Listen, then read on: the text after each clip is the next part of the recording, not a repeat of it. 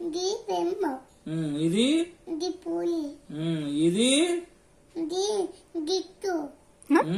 గిట్టు అంటే గిట్టు. జిట్టువా? ముద్దు పేరు పెట్టవేంటి? జిరాఫీ. ఇవాటి. ఇదేంటి? ఇది ఉత్తి. ఉత్తి. నక్క. అత్త. ఇది వంట. ఓకే. ఇది అత్త. ఇది ఇది అక్క. అత్త. జింక. గిట్ట. ఇది నక్క. ఇది అత్త. ఇది ఇది ఇది ఉత్తి. ఇదో ఇదో బాగా చెప్పాడు. ఇచ్చిడు ఇది